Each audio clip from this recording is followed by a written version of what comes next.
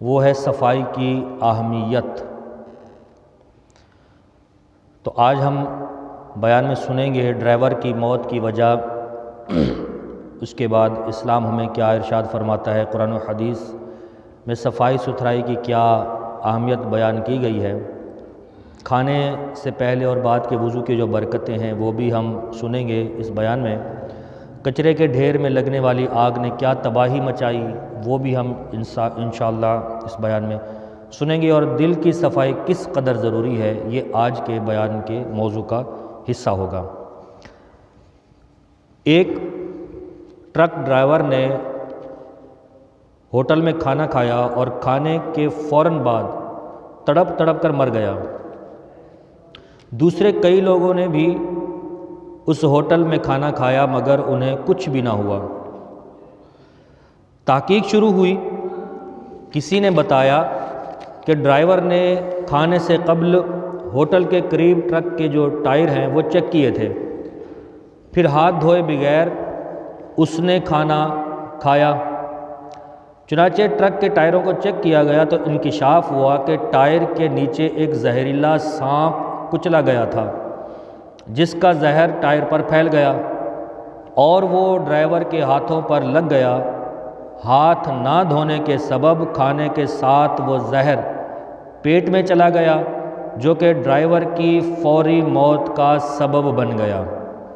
یہ صفائی نہ کرنے کا نقصان اس ڈرائیور کو ہوا، اور موت اور زندگی، حیاتی اور موت یہ سب اللہ تعالیٰ کے ہاتھ میں ہے، لیکن اسباب اپنانے اور محتاط رہنے اور زندگی کو قرآن و سنت کے مطابق گزارنے کی جو تمیز ہے وہ اللہ تعالیٰ نے ہمیں بخشی ہے، اسی کے مطابق ہم نے زندگی گزارنی ہے۔ تو میٹھے اور پیارے اسلامی بھائیوں، آپ نے سنا کہ انسانی صحت کے لیے صفائی ستھرائی کتنی ضروری ہے، جبکہ گندگی کتنی خطرناک ثابت ہوتی ہے۔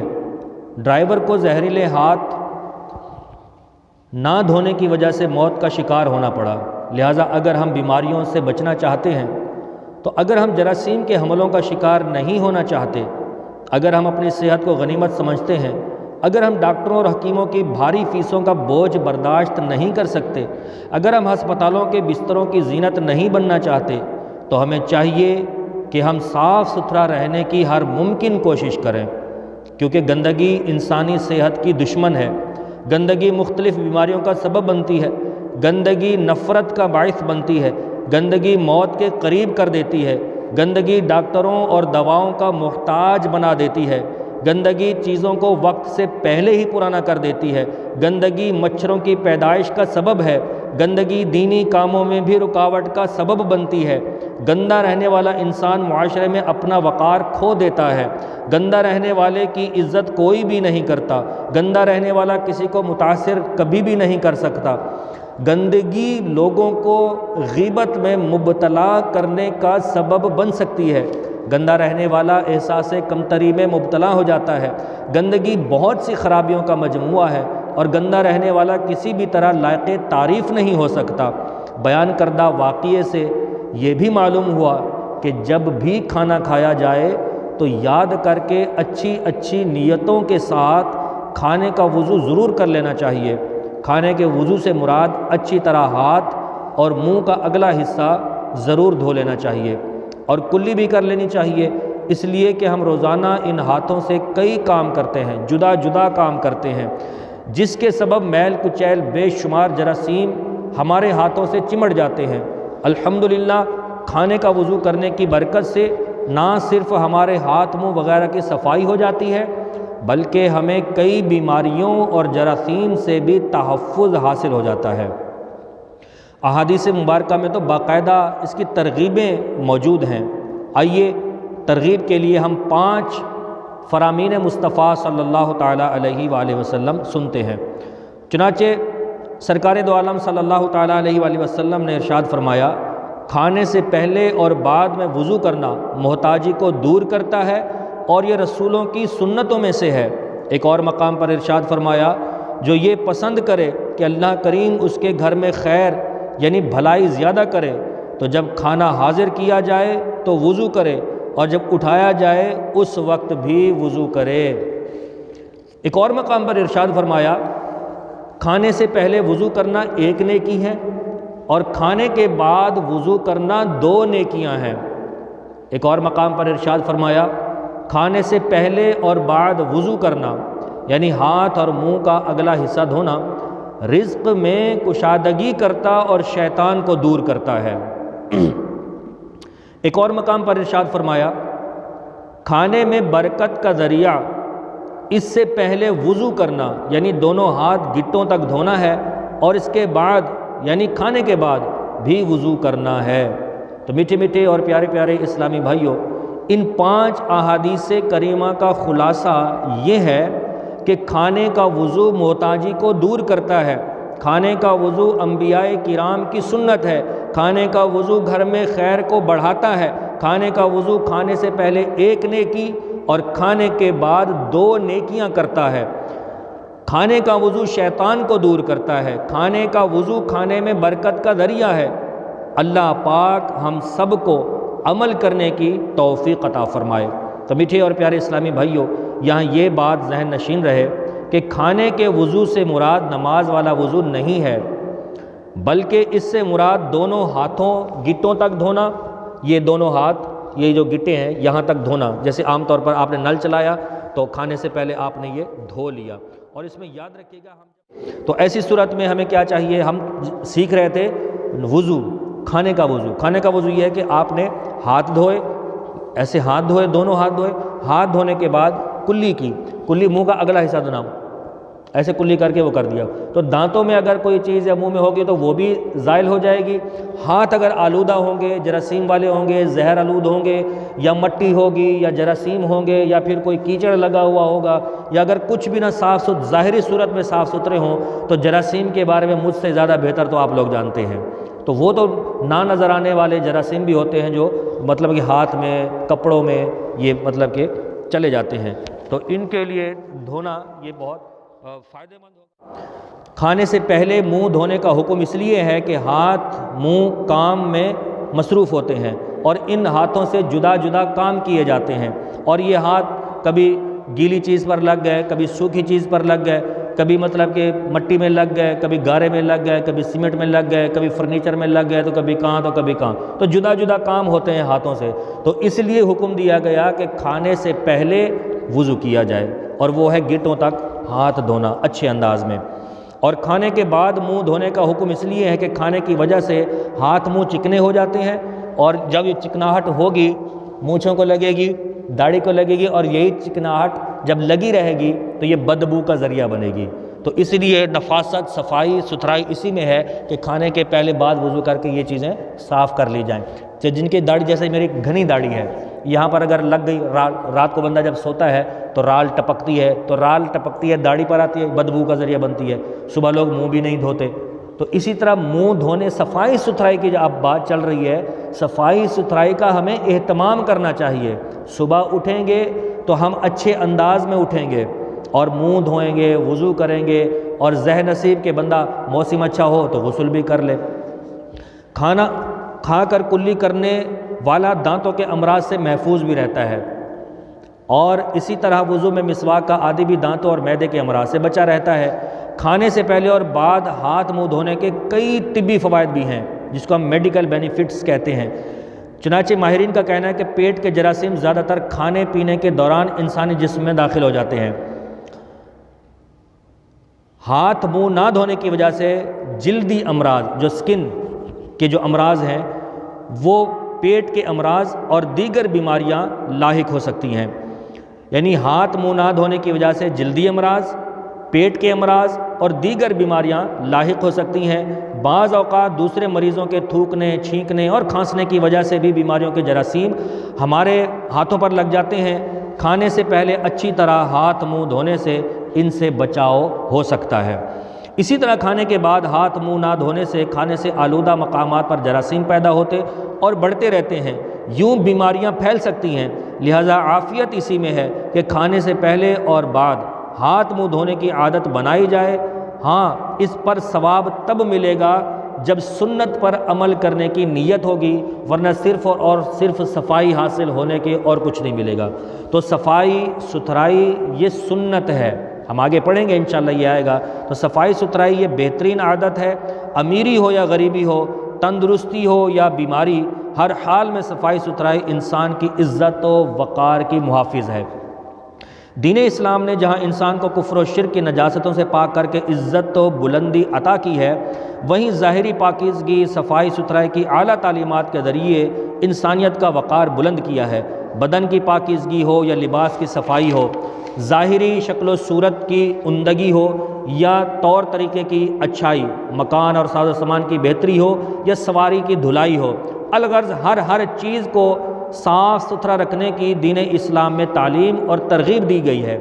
خود ہمارے پیارے آقا مدینے والے مصطفیٰ صلی اللہ تعالیٰ علیہ وآلہ وسلم نظافت، پاکیزگی میں اپنی مثال آپ تھے۔ کئی کتب میں یہ بات ملتی ہے کہ آپ کی مبارک جسم سے خوشبو آیا کرتی تھی اور آپ کے مبارک جسم پر کبھی مکھی بھی نہیں بیٹھی۔ اگر جسم صاف ستھرا عمل نے کتنی برکتیں آپ کو دیں۔ ایک برکت تو یہ دی کہ یہ محتاجی کو دور کر دے گا۔ آج کون سا بندہ ہے جو محتاجی کا رونا نہیں روتا، تنگ دستی کا رونا نہیں روتا، غربت کا رونا نہیں روتا، محتاجی کا رونا نہیں روتا؟ تو یہ آپ کا چھوٹا سا عمل آپ کو محتاجی سے دور کر رہا ہے۔ یہ چھوٹا سا عمل انبیاء کرام کی سنت کی ادائیگی کا ذریعہ بن رہا ہے۔ یہ چھوٹا سا عمل کھانے کا جو وضو ہے، یہ گھر میں خیر اور برکت کو بڑھا رہا ہے۔ یہ چھوٹا سا عمل جو کھانے کا وضو ہے، یہ پہلے یہ ایک نیکی آپ کو دلا رہا ہے، پھر کھانے کے بعد اس چھوٹے سے عمل کو کریں گے تو 2 نیکیاں آپ کو ملیں گی۔ کھانے سے پہلے اور بعد میں وضو کرنے سے آپ 3 نیکیوں کے مالک بن گئے۔ تو تصور کیجئے کہ جب ایک نیکی کی ضرورت ہوگی اس بندے کو کہ جو ایک نیکی اسے مل جائے تو جنت میں جانے دیا جائے گا، تب پتہ چلے گا کہ نیکی کی اہمیت کیا ہے۔ قبر میں جا کر پتہ چلے گا سبحان اللہ کی قدر کیا ہے، کلمہ مبارکہ کی قدر کیا ہے، تلاوت کی قدر کیا ہے، اور اس ایک نیکی کی قدر کیا ہے، نماز کی قدر کیا ہے، یہ مرنے کے بعد پتہ چلے گا۔ لیکن آج بتایا جا رہا ہے کہ نیکیوں کی قدر کر لیجئے۔ سرمایہ جب ختم ہونے لگتا ہے، سرمایہ جب کم ہونے لگتا ہے، جب ہمارا بیلنس آؤٹ آف کنٹرول ہو جاتا ہے، جب ہمارا بیلنس ڈس بیلنس ہو جاتا ہے، جب ہمارا بیلنس ٹوٹ جاتا ہے، تو ہمارے اوپر کتنا کیا گزرتی ہے کہ گھر کا لوڈ، گھر کا راشن، گھر کے معاملات، گھر کا گزر بسر کیسے ہوگا؟ تو بتائیے کہ میری زندگی جو اللہ تعالیٰ نے مجھے عطا فرمائی ہے، مرنے کے بعد جب یہ نیکیوں کا بینک بیلنس ڈس بیلنس ہو جائے گا، بیلنس ٹوٹ جائے گا اور نیکیاں ہمارے نامہ اعمال میں نہیں ہوں گی، تب کیا بنے گا؟ یہ تصور کرنا چاہیے کہ مرنے کے بعد نیکیاں نہ ہونے کی وجہ سے اگر محتاجی آ گئی، دنیا کی محتاجی دور ہو سکتی ہے، خیر و برکت داخل کر دیا، تھوڑی محنت کر کے کما لیا یا کسی سے قرض مانگ لیا، محتاجی دور ہو سکتی ہے۔ قرض حسنہ کی بات کر رہا ہوں۔ یہ محتاجی دور ہو سکتی ہے، دنیا کی ہر طرح کی مشکلات دور ہو سکتی ہے، ہر وقت ایک وقت نہیں رہتا۔ اللہ تعالیٰ کبھی نہ کبھی اپنے بندوں پر خاص کرم فرماتا ہے، ہر وقت ایک وقت نہیں رکھتا، وقت بندے کا بدلتا رہتا ہے۔ لیکن محتاجی اگر قبر میں ہوگی نیکیوں کی تو اس وقت کہاں سے لائیں گے؟ مثال کے طور پر سمجھیے کہ آج گھر میں ہم بھوکے بیٹھے ہیں، صبح سے شام تک روٹی کا، کھانے کا، راشن کا، سالن کا انتظام نہیں ہوا، پڑوسی نے انتظام کیا وہ بھی شام کو، تو وہ کھانا پیٹ میں گیا، پانی پیا، پیاس بجھائی، محتاجی دور ہوئی یا نہیں ہوئی؟ تھوڑی سی تکلیف تو اٹھائی نا، برداشت کیا۔ شام کو اللہ تعالیٰ نے انتظام رزق کا کر دیا، اور اللہ تعالیٰ کا وعدہ ہے میں کسی جان کو بھوکا نہیں سلاؤں گا، یہ تو اللہ تعالیٰ کا وعدہ ہے۔ تو جس چیز کا اللہ نے وعدہ کیا ہے اس کی ہم کتنی کوشش کر رہے ہیں، دن رات ایک لگا دیتے ہیں، جھوٹ بولتے ہیں، حرام کی طرف بڑھ جاتے ہیں، نہ جانے کتنے گناہوں سے گزر کر، کتنے گناہوں کو اپنا کر ہم 1 روپیہ، 2 روپے، 10 روپے، 100 روپے کماتے ہیں، جھوٹ بول کر پیسے کماتے ہیں، ملاوٹ کر کے ہم پیسہ کماتے ہیں، بس منافع کے چکروں میں، پیسوں کے چکروں میں، کہ جس کا وعدہ رب کائنات نے کیا ہے اس کے لیے کتنی تگ و دو کرتے ہیں، دن رات ایک کر دیتے ہیں، دوڑ دھوپ کرتے ہیں، لیکن جس چیز کا رب نے وعدہ نہیں فرمایا اس کے لیے تھوڑی سی بھی کوشش نہیں کرتے۔ بخشش اللہ نے کبھی بھی آپ دیکھیں قرآن و حدیث کے اندر کیا بخشش کا وعدہ فرمایا ہے؟ اللہ نے رزق کا وعدہ فرمایا ہے، اس کے لیے دن رات ایک کر دیتے ہیں۔ بخشش کا وعدہ نہیں فرمایا، اس کے لیے ہم وقت بھی نہیں دیتے۔ بخشش کا ذریعہ قرآن کی تلاوت ہے، بخشش کا ذریعہ رب کو راضی کرنا ہے، بخشش کا ذریعہ سنتوں کو زندہ کرنا ہے، بخشش کا ذریعہ سنتوں کو اپنانا ہے، بخشش کا ذریعہ نماز ہے، بخشش کا ذریعہ نیک اعمال ہے، بخشش کا ذریعہ اللہ تبارک و تعالیٰ کی فرما برداری ہے، بخشش کا ذریعہ نبی کریم صلی اللہ تعالیٰ علیہ وسلم کی اطاعت کے اندر ہے، بخشش کا ذریعہ اسلام پر چلنے کا نام ہے، اور بخشش کا ذریعہ نیک اعمال اور اچھے اعمال بجا لانے کا نام ہے۔ تو ان چیزوں میں بخشش ہے، تو جن کاموں میں بخشش چھپی ہوئی ہے ان کاموں کی طرف نہیں جاتے، اور جس کا وعدہ رب نے کیا ہے کہ میں رزق دوں گا اپنے بندے کو، بھوکا نہیں سلاؤں گا، اس کے لیے دوڑ دھوپ کر رہے ہیں، اس کے لیے کوشش کرتے ہیں۔ تو سمجھنا چاہیے کہ یہ چھوٹا سا عمل آپ کو کیا کیا برکتیں دے رہا ہے، اور یہی چھوٹا سا عمل جو کھانے سے پہلے اور بعد کا وضو ہے، یہ شیطان کو بھی دور کر رہا ہے۔ یہی چھوٹا سا عمل کھانے میں برکت کا ذریعہ بھی بن رہا ہے۔ اللہ تعالی ہمیں اس کی توفیق عطا فرمائے۔ اور یاد رکھیے تو نبی کریم صلی اللہ تعالی وسلم کی یہ سنت ہے نظافت، صفائی، پاکیزگی۔ چنانچہ ام المومنین حضرت عائشہ صدیقہ رضی اللہ تعالیٰ عنہ فرماتی ہیں کہ میرے پاس سرکار دو عالم صلی اللہ تعالیٰ علیہ وسلم تشریف لائے اور فرمایا اے عائشہ ان دو چادروں کو دھو لو۔ میں نے عرض کی یا رسول اللہ صلی اللہ تعالیٰ وسلم کل ہی تو میں نے دھوئی تھیں۔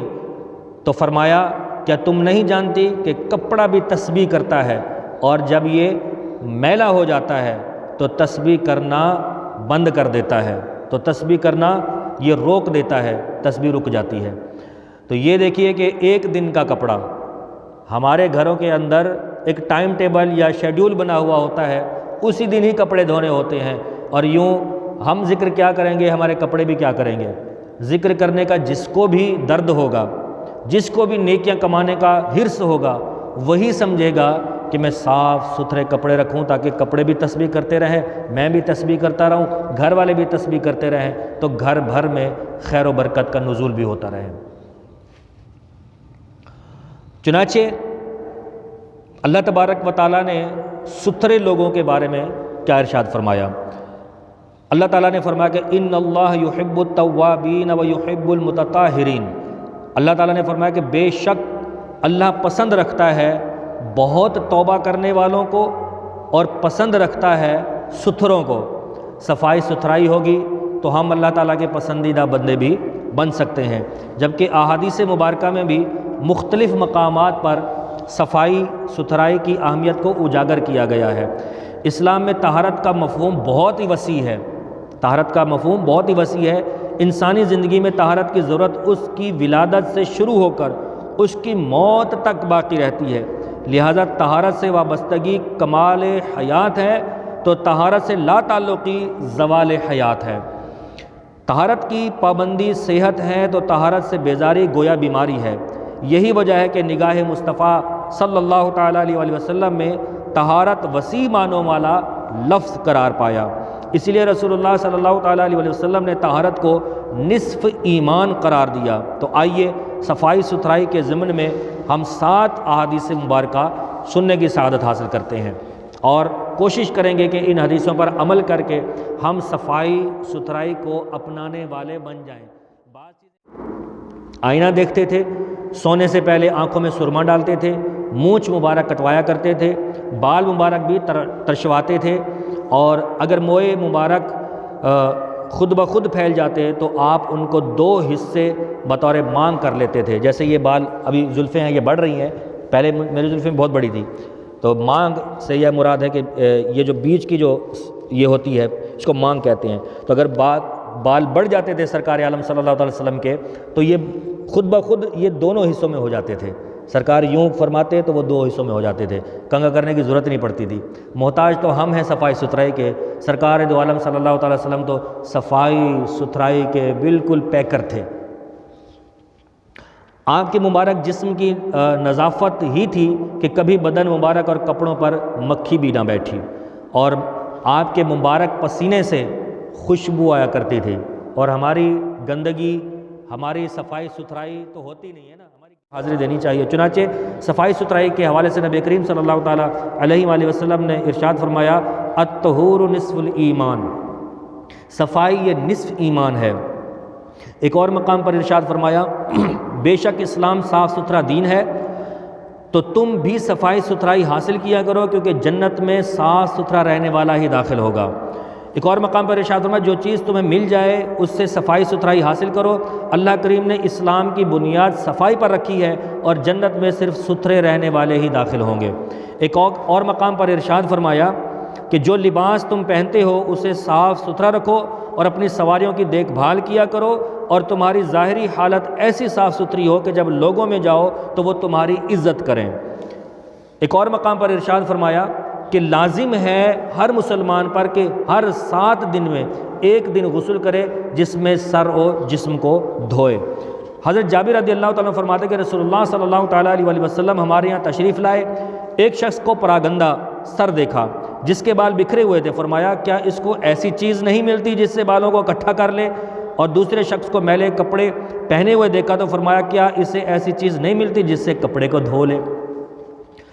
حضرت عطا بن یسار رضی اللہ تعالیٰ فرماتے ہیں کہ رسول کریم صلی اللہ تعالیٰ علیہ وسلم مسجد میں تشریف لائے، ایک شخص آیا جس کے سر اور داڑھی کے بال بکھرے ہوئے تھے۔ حضور صلی اللہ تعالیٰ علیہ وسلم نے اس کی طرف اشارہ کیا، گویا بالوں کے درست کرنے کا حکم دیتے ہیں۔ وہ شخص درست کر کے واپس آیا تو نبی کریم صلی اللہ تعالیٰ علیہ وآلہ وسلم نے ارشاد فرمایا کیا یہ اس سے بہتر نہیں؟ یعنی پہلی جو تمہاری حالت تھی وہ بہتر نہیں تھی، ابھی جو تم حالت سنوار کر آئے ہو یہ حالت بہتر ہے۔ تو میٹھے اور پیارے اسلامی بھائیوں، بیان کردہ احادیث مبارکہ سے معلوم ہوا کہ صفائی نصف ایمان ہے۔ اسلام صفائی کو پسند کرتا ہے۔ صاف ستھرا رہنے والا جنت میں داخل ہوگا۔ پہننے کا لباس، سواریاں، ظاہری حالت کو صاف ستھرا رکھنا چاہیے، کپڑے اور سر کے بالوں کو بھی صاف اور ٹھیک رکھنا چاہیے۔ اور آخر میں آپ کو عرض کروں گا، ٹائم بھی کم ہو گیا، صفائی ستھرائی میں ہمیں ناخنوں کا اہتمام کرنا چاہیے، ہمیں سرما لگانا چاہیے، ہمیں داڑھی کا اہتمام کرنا چاہیے، سر کے بالوں کا اہتمام کرنا چاہیے، لباس کا اہتمام کرنا چاہیے، اور ہفتے میں 1-2 بار تو نہا ہی لینا چاہیے۔ اور اس کے علاوہ ناخن جو ہے نا، لمبے لمبے ناخن بھی بیماری کا ذریعہ بنتے ہیں، جراثیم اور اندر وہ، بلکہ یہ لمبے جو ناخن ہیں یہ شیطان کی سیڈز ہیں، نشست گاہ ہیں، قدم گندہ یہاں پر وہ رکھتا ہے، یہاں بیٹھتا ہے شیطان۔ تو میں نے آپ کو وہ کچرے والا ایک واقعہ بتانا تھا کہ جہاں چاہے سوسائٹی ہو، رہنے والے لوگ ہوں، محلہ ہو یا جہاں بھی لوگ ہوں، وہاں خود اپنی اپنی صفائی کا، انتظامیہ کے جو بھی انتظامات ہوں وہ اپنی جگہ، لیکن میں اپنے گھر کا جو کچرا ہے وہ کہاں رکھتا ہوں؟ جس کی عادت ہو اچھا رہنے کی، کنگا کرنے کی، مانگ نکالنے کی، امامہ پہننے کی، لباس پہننے کی، صاف ستھرا رہنے کی اور صاف ستھرا دکھنے کی۔ صاف ستھرا رہنا اور صاف ستھرا دکھنا دونوں ہی ایک مطلب کہ معیار والی باتیں ہیں۔ تو جن کی عادت ہوگی اس کو اس وقت ثواب ملے گا جب وہ نیت کرے گا۔ میں لباس پہنوں گا، امامہ پہنوں گا، مجھے نیت کرنی ہوگی، تب جا کے ثواب ملے گا۔ تو جب ثواب کا حریص صاف ستھرا رہنا چاہتا ہے تو وہ ثواب کا بھی حریص ہونا چاہتا ہے۔ تو صاف ستھرا رہنا ایک پسندیدہ ہے، بدگمانی نہیں کرنی چاہیے۔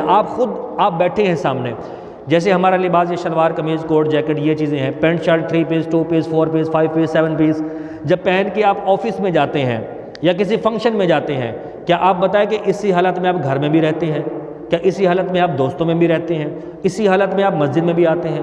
جس اہتمام کے ساتھ آپ آفیسر کے پاس جاتے ہیں، افسر کے سامنے آپ جاتے ہیں، یا پھر کام نکلوانے کے لیے کسی عہدیدار کے پاس جاتے ہیں، تو اچھا لباس، خوشبو اور 3 2 5 پیس پہن کر جاتے ہیں، یا پھر کام کرنے کے لیے ڈیوٹی پر جاتے ہیں، آفس میں جاتے ہیں، بڑا عہدہ ہے تو ظاہر لباس بھی بڑا پہننا پڑے گا، اچھا اور قیمتی پہننا پڑے گا۔ تو جیسے ہی گھر آئے چڈی اور بنیان میں آ گئے یا دھوتی کرتے میں آ گئے، اور جب نماز میں آ گئے تو ہاف لباس میں آ گئے، نیچے کیا ہے کوئی پتہ نہیں، اوپر کیا ہے اس کی خبر نہیں۔ ہم کس کی لیں خبر؟ ہمیں اپنی خبر نہیں۔ جب آفس میں جاتے ہیں تو ساری خبریں آ جاتی ہیں کہ یہ اگر پہنوں گا تو وہ برا منائے گا، وہ تو اچھا ٹائی کوٹ پہن کے آیا ہوگا۔ تو یہ ایک سوچ جو ہے نا، یہ ایک وسیع ہو جاتی ہے اسی وقت۔ گھر میں وسیع کیوں نہیں ہوتی؟ بیوی نے وہی آپ کو چڈی میں دیکھا ہے، وہی پرانے کوٹ میں دیکھا ہے، پرانے کپڑوں میں دیکھا ہے، اور آفیسر کو اور اپنے کولیگس کو روزانہ نیا سوٹ دکھاتے ہیں۔ کیا وہی حقدار ہیں نئے سوٹ دیکھنے کے؟ آپ کی بیوی حقدار نہیں ہے؟ آپ کے ماں باپ حقدار نہیں ہیں، آپ کے گھر والے دوست احباب حقدار نہیں ہیں، اور سب سے جو بڑا حق ہے وہ رب کائنات کا ہے۔ امام اعظم ابو حنیفہ رضی اللہ تعالیٰ عنہ جب نماز کے لیے کھڑے ہوتے، قیمتی جبہ زیب تن فرماتے، عمدہ خوشبو لگاتے اور دستار بہترین باندھتے، پھر اللہ کی بارگاہ میں جاتے، تو آپ کے چاہنے والے آپ سے پوچھتے ہیں کہ حضور آپ روزانہ اس طرح کرتے ہیں؟ تو آپ فرماتے کہ جانتے نہیں ہو میں کس کی بارگاہ میں جا رہا ہوں؟ رب کائنات سے تو زیادہ حیا کرنا چاہیے، ہمیں اچھے لباس میں آنا چاہیے، صاف ستھرا ہو کر ہمیں آنا چاہیے۔ تو آپ وہیں رکھیں، کسی کے گھر کے سامنے، یا پھر آپ ایک جگہ پر جگہ جو خالی ہے وہاں پر ڈال دیا، دوسرا بھی آ کے ڈالے گا، تیسرا بھی ڈالے گا، چوتھا بھی ڈالے گا، پانچواں بھی ڈالے گا، اس طرح وہ جگہ پتہ نہیں کس کی ہے، وہ کچرے کا ڈھیر بن جائے گی۔ اس کا احساس وہ بندہ کر سکتا ہے جس کا گھر اس کے سامنے ہے۔ دور دراز والے تو پھینک کے چلے جائیں گے، جس کا گھر قریب ہے، چاہے وہ غریب ہو یا امیر ہو، تکلیف دونوں کو برابر ہوتی ہے۔ ایسا نہیں ہے کہ امیر کو الگ تکلیف ہوتی ہے اور غریب کو الگ تکلیف ہوتی ہے، اور یہ بھی نہیں ہے کہ غریب تکلیفوں کو برداشت جو ہے نا وہ کر سکتا ہے کیونکہ وہ غریب ہے، اور امیر تکلیفوں کو برداشت نہیں کر سکتا کہ وہ امیر ہے، ایسا بھی نہیں ہے۔ تکلیف میں اور خوشیوں میں دونوں برابر ہیں اور دونوں حقدار ہیں، ملنا چاہیے دونوں کو سکھ۔ ایسا بھی نہیں ہے کہ غریب لوگ یا دیگر لوگ وہ امیروں کے سامنے وہ کرنا شروع کر دیں، یہ تو امیر ہیں، ان کو ان کا منہ توڑنے کے لیے، فخر توڑنے کے بعد ایسے شریر لوگ بھی ہوتے ہیں، ایسا کرنا بھی برا ہے، اسلام نے اس چیز کا حکم نہیں دیا۔ تو دونوں صورتوں میں انتظامیہ انتظام سنبھالے اور میں اپنی ذمہ داری سنبھالوں کہ میں نے کیا کرنا ہے کچرے کے ساتھ۔ کچرے کا نقصان کیا ہوا؟ ایک مرتبہ کراچی کے علاقے یہ کھڈا مارکیٹ میں آپ لوگوں نے سنا ہوگا، رات کے وقت کچرے کے ڈھیر میں لگنے والی آگ کے دھوئیں نے ایک رہائشی عمارت کی پہلی منزل کو اپنے لپیٹ میں لے لیا، جس کے نتیجے میں دم گھٹنے سے 60 سالہ آمنہ، 3 سالہ ایان اور 1 سالہ عبدالعزیز زندگی کی بازی ہار کر موت کی وادی میں چلے گئے، جبکہ بچوں کی جو والدہ تھی وہ تشویش حالت میں ICU میں لائی گئی، اسے داخل کر دیا گیا۔ اللہ کریم ان کو سب کو صبر جمیل عطا فرمائے، اس پر اجر بھی عطا فرمائے۔ تو کچرے کے ڈھیر کی بات ہو رہی ہے، تو کچرے کے ڈھیر میں آگ کسی نے جان بوجھ کر لگائی ہو یا ویسے لگ گئی ہو، تو جو سبب ہے وہ تو کچرے کا ڈھیر بنانا۔ تو کچرے کا ڈھیر کہاں رکھنا چاہیے، کس حالت میں رکھنا چاہیے، اس کے کیا انتظامات ہیں؟ تو یہ دیکھ لیجئے کہ اپنے کام نکلوانے کے لیے جس طرح میں سنجیدہ ہوں کہ میں اپنے کام کس طرح مینٹین کرتا ہوں، گھر کی صفائی کرنے میں کامیاب ہو گئے آپ کے گھر والے ہو گئے، اس کچرے کو کہاں رکھنا ہے یہ سوچنا بڑا ہی اہم ٹاپک ہے۔ آپ جہاں جگہ ہے وہاں رکھیں اور ایسے ادھر ادھر نہ رکھیں۔ بعض اوقات کسی کے گھر کے کچرے کی گندگی زیادہ ہوگی، کچرا گندگی ہی ہوتا ہے اور کیا ہوتا ہے، تو اس پر بھی لوگ اعتراض کرتے ہیں یار اتنا گندا گھر ہے کہ گندگی میں گندگی آئے گی، کچرے میں کچرا ہی آئے گا، سونا چاندی تھوڑی لوگ پھینکیں گے، یا گھر کے برتن تھوڑی پھینک دیں گے، یا گھر کے پہنے ہوئے کپڑے تھوڑی پھینک دیں گے، کہ جس نے کپڑے پھینک دیے، چمچ پھینک دیے، پلیٹیں پھینک دیں، کپ پھینک دیے، سونا چاندی زیورات اور دے دیے، یہ کچرا کچرا ہے، ورنہ کچرا کچرا نہیں ہے، کچرا کچرا ہی ہوتا ہے، چاہے وہ جیسا بھی ہو، کچرا گندا ہی ہوتا ہے، اسے بدبو ہی آتی ہے۔ تو اس طرح گھر کی کچرے سے گھر والوں کی ویلیو کا اندازہ نہیں لگایا جا سکتا، کیونکہ کچرا ہے وہ کچرا ہی ہے، گھر والوں کو کچرا کہنا یہ اچھی بات نہیں ہے، تو یہ سوچنے والی بات ہے۔ تو اللہ جل شانہ ہم سب کو اسلام کے مطابق زندگی گزارنے، صلاۃ و سنت کا پابند کرنے اور